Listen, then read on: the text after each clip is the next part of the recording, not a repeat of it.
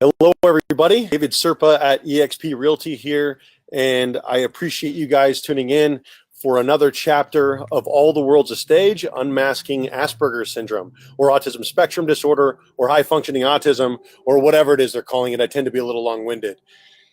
Today's chapter is going to be on self-love, self-hate, and autism.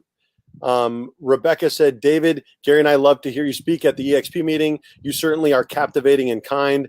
Thank you very much. I'll be speaking at NAREP at Huntington Beach on April 25th if you would like to come out and see me speak there. So here we go. We're going to jump in. Self-hate, self-love, and autism. It is easy to speak negatively about yourself when you've heard so many negative things about who you are as a person from people around you. It's easy to hate yourself when you remember the things that people say in moments of genuine frustration or in throwaway passing. My relationship with myself is not my relationship with myself. I value me by my contributions to society. Sorry, I just got a phone call. Somebody just had me answer and read in their ear. My relationship with myself is not my relationship with myself. I value me by my contributions to society. And if I'm contributing, then I don't. If I'm not contributing, then I don't believe that my life is of value. It's easy for the neurotypical person to say, I love me and it doesn't matter what anyone else thinks. It is another thing entirely to mean it. Promethean types don't do well in the world because we want to see life get better for everyone. We challenge the status quo by asking why. Many people want to monetize every little innovation, so much so that it makes progress exhaustingly slow, while others want to give it away. This is why Thomas Edison is remembered so fondly as he dies wealthy and in his home, and Nikola Tesla dies alone and on borrowed money in his rented room on foreign soil. When asked in front of a live audience after one of her lectures, what are you passionate about? Temple Grandin talked about making the world a better place. What if we aren't making the world a better place? Or what if we are improving the world around us, but our personal relationships are in turmoil? At the time when I was trying to intellectually justify my suicide, I thought maybe if I eliminate myself from the equation, I won't have to worry about passing on my issues to my children. I realized the truth. Whatever demons we do not fight, we pass on to our children. Sure, I can make the world a better place. There are people that are alive in part because I am here. I also want to bring value to my personal relationships. That has to do with me. But it also has to do with having friends that really know you. I read recently that families of Aspies should help them concentrate on their successes and what they think about what they have done, not whether or not it was received well. The world has an 8-second attention span. We can't be shocked when most people can't understand us. I wrote a 587-page book on real estate in 3 weeks. It could have used a little editing, and it has been received well by most but one person that hated it. I haven't put a dime into advertising as I wrote it for reasons other than profit. I wanted to stop having conversations about real estate. I was thinking I would write it as a manifesto, and I wasn't sure I was going to kill myself after I was done. And at the very least, I wanted to stop having these awkward coffee dates with people that had no interest in me as a person, but what they could get out of me for their career. I wanted it out of me. So I wrote the book to get it out of me. I needed to get it out so that I could move into writing about other topics. I had several people suggest I separate the book into 3 to 5 books. I didn't care. I'm not really worried about money. I want to help. I want to leave a legacy. And I want people to receive me well. And above all, I wanted to be understood. When I get destroyed in a review, I internalize it and I take it as a personal criticism. I don't have boundaries. My work is me. I am. So I draw a strong line, and either you can handle my voice or you can't stand it. By putting yourself out there, you open yourself up to criticism. I'm no Mozart, but even Mozart was critiqued by men that could not create. There are people who live, and there are those who critique the way that others live. The LA Times and Backstage Weekly loved the stage play that I directed and co-wrote with my first wife called Taken. The LA Weekly gave us a mixed review. It is not enough to practice art in a closet. It must be seen. Otherwise, you're just a weirdo putting on costumes in your closet. It also opens you up to criticism. Much is the same with life. The world like the audience, is unpredictable. And when we judge ourselves by our ability to put on a show, it can be difficult to think of ourselves as worthy of the world without external validation from the audience. Over time, we have been made to feel unworthy of the world because of the way that we function. So we work to get rid of the natural ways in which we move, talk, and act. And when we are successfully able to rid ourselves of an old habit, we are applauded by the world, even if the old habit is not destructive, but it actually helps us cope with and enjoy the world. This takes an incredible amount of work remembering and enforcing the rules and guidelines on a daily basis.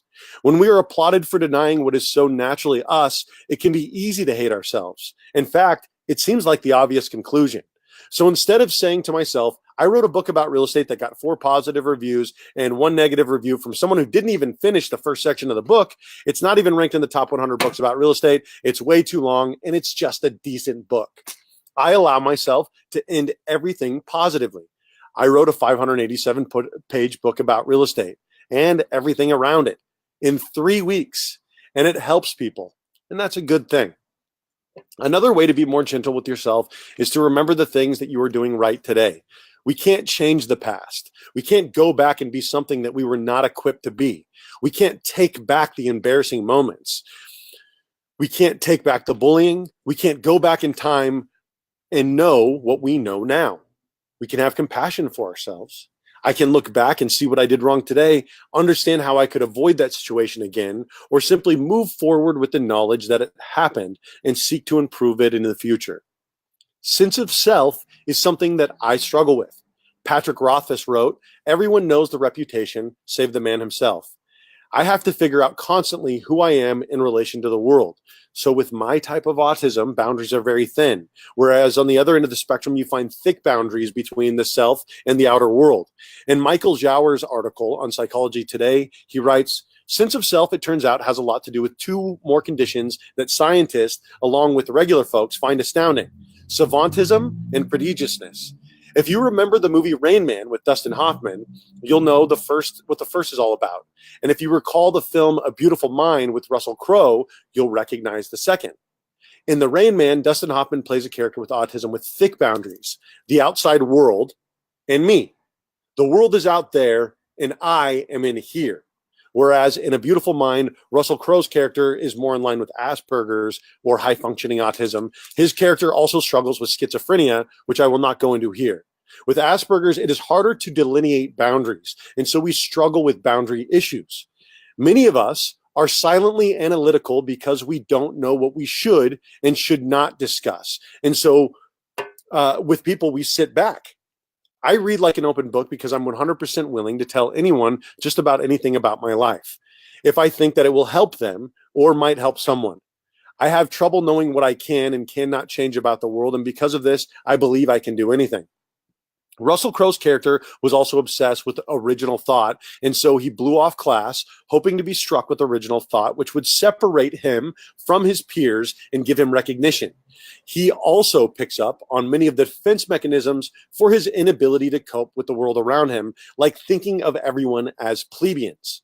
In one of my favorite weird films about an entirely socially awkward film called The Squid and the Well, the dad refers to simple people as Philistines when playing ping pong with his son. "What's a Philistine?" he responds. "It's a guy who doesn't care about books or interesting films and things. Your mother's brother Ned is also a Philistine." His son says, "Then I'm a Philistine." He corrects his son, "No, you're interested in books and things." It's one of my favorite in a long list of insults that I use to describe the ignorant, knuckle-dragging Cro-Magnons that clog up the toilets of life. These are the people that don't improve, don't self-reflect, don't help anyone around themselves, and these are the bullies of life. The loudest mouths are often accompanied by the smallest minds. It's a shame because the internet culture is wonderful in so many ways for the Aspie. We can have a good following on Facebook without ever having to interact regularly with people in person, allowing them to have a high regard for me or unfriend me and perpetuating the illusion of friendship. I help the world by my contributions to it. But before I knew I had Asperger's or autism spectrum disorder, I was unaware of some of the unhealthy coping strategies that I had developed. For example, In the old 1990s lifestyle was perfectly acceptable and encouraged and respectable for men to handle their problems by getting louder, scarier, and more violent than their opposition. This was the case in debates, in households, and in parenting. The snap to approach of scaring everyone around you into submission works in prisons, in war, and less often in schools, and in families, and online. Why? For the first time in history, we are celebrating diversity, even if we are all terrified of it. While growing up, my parents encouraged me to fight bullies. I still think it is necessary in some situations. I was also fortunate in that I learned a lot of things about being scary from my dad. In my childhood, in new schools, and in the Marine Corps, I was celebrated for my violence and aggression. It wasn't until I became a parent that I began to understand the error in my ways in dealing with the world. Both of my stepkids were being bullied at school. The kid had bumped into my stepdaughter with his bike, said some inappropriate things about killing, and even chased my stepson into the bathroom looking for him. When I asked my stepson what he did, he told me I hid. I was frustrated. I was frustrated that he was getting bullied, and my first reaction was violence. I wanted my stepson to stand up for himself. I went full Cro-Magnon. My calm wife told me about the zero tolerance policy, and about how both kids would be expelled. There had been talk of this kid being expelled, which would change his entire life. We were in a conundrum. So, like when I lost the proper use of my leg and could no longer default to manual labor, in my mind, I had to think of new ways to feed my family. I put my thinking cap on. I asked more questions and found out what had been going on for the past few weeks, and this kid lived nearby. I found out that his parents were also in the military and decided to go directly to the source. I would talk to the parents. The conversation was beautiful. I will spare you the details, but I looked past all of the stories and I saw a hurting child whose parents, like me, dealt in death. This is something that we celebrate as a culture, and children cannot conceptualize it.